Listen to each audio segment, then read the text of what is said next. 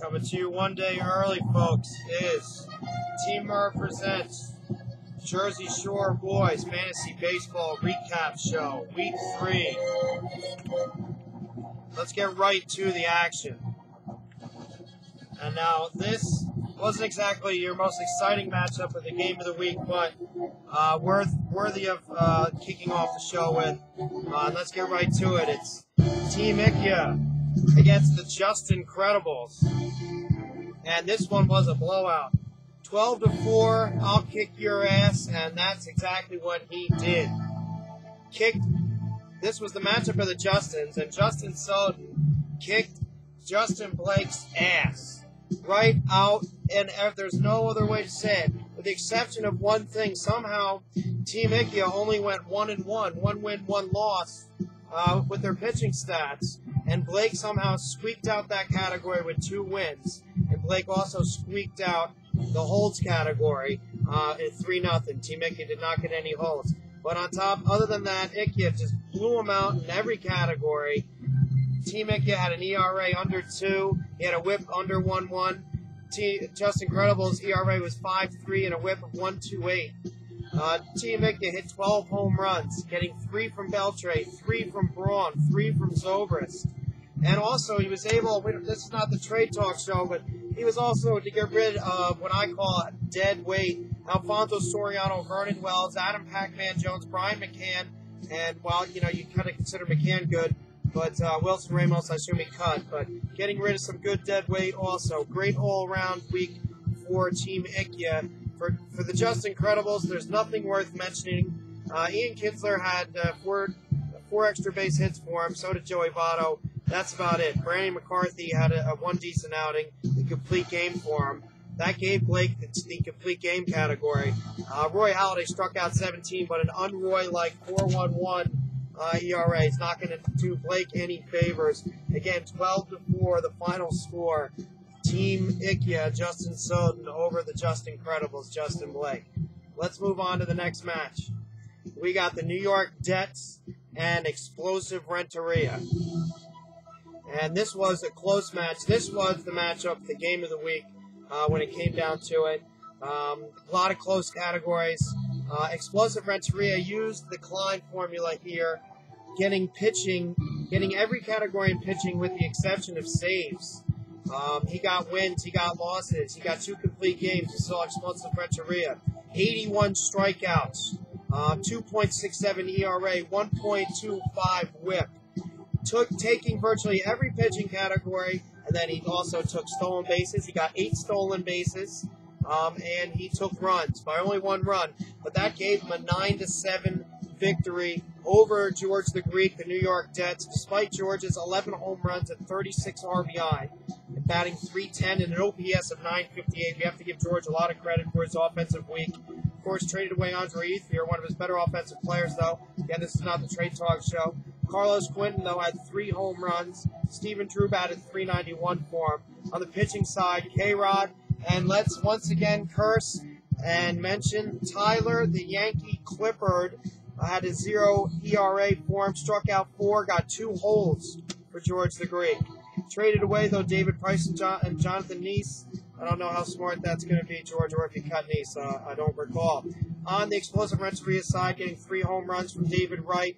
And maybe this is why I'm not a very good fantasy baseball player. I've never heard of Sam Fueled. Got 3 RBIs, 3 stolen bases, batted .345 for him. This is an outfielder for the Rays.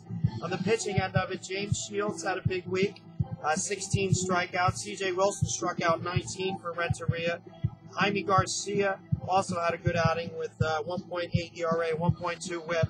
And Sean Markham also striking out 13 for Explosive Renteria. So this was the matchup of the week. Explosive Renteria eking out George the Greek 9-7.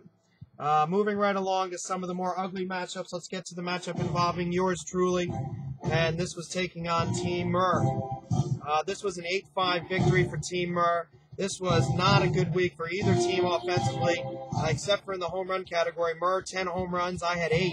But again, Merr only had 30 RBI. I had 23. So despite we're only averaging 3 RBI per home run, which I guess you consider a good thing, but you also want to get RBIs in other areas from other extra base hits, things like that.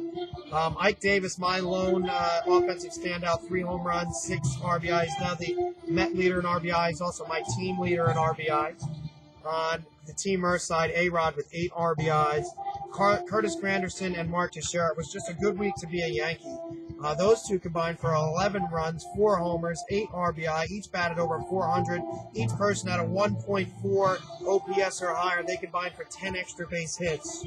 Ricky Romero, big week strikeout-wise, though, for Team Merr. However, on the ERA, and not doing Merr any favors with a 5.56 ERA, Team Merr was going to lost the ERA category to me. Worthy of mentioning, despite all my closers, I lost the saves category to Team Merr 5-4. However, I was able to beat Team Merr in the holds category 1-0. So I eked him out there, only taking an 8-5 loss.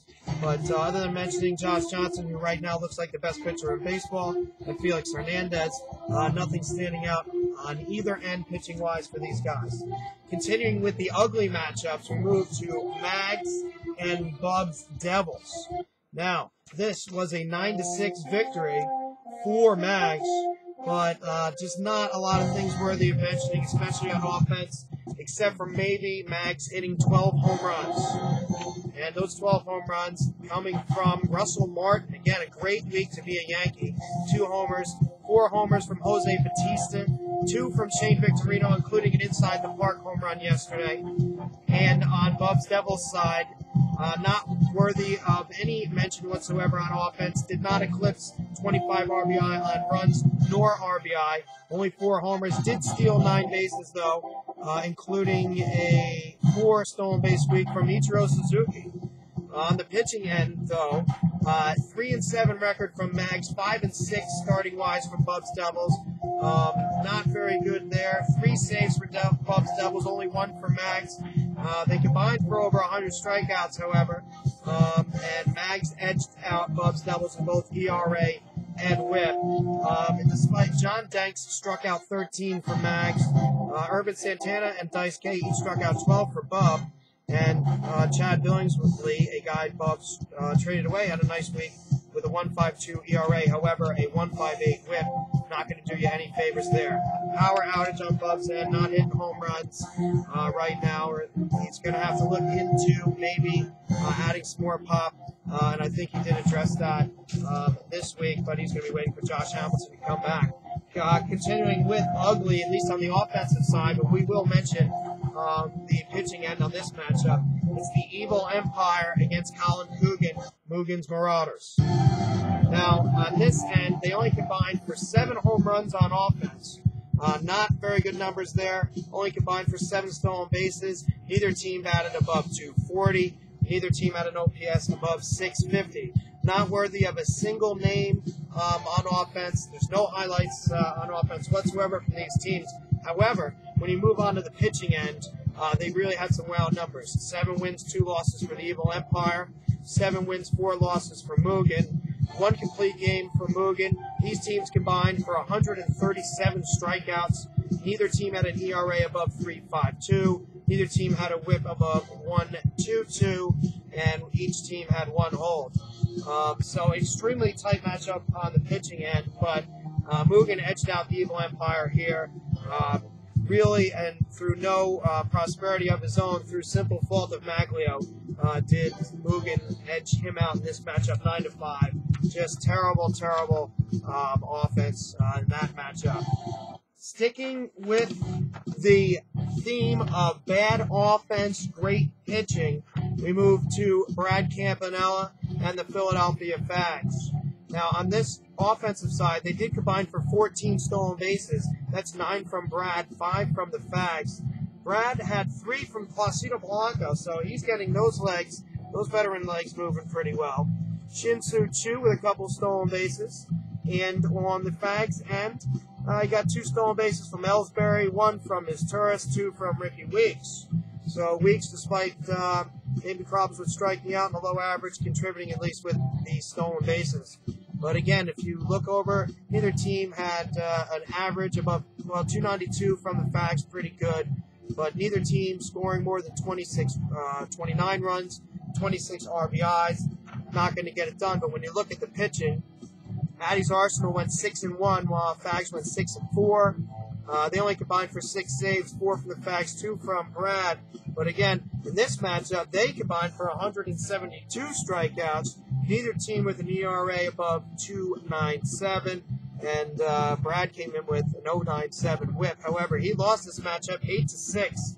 On the pitching end, worthy of note, Hideki Kuroda struck out 11, 2.77 ERA on the Fags side. 9 strikeouts from John Lackey, 6 from Juergens.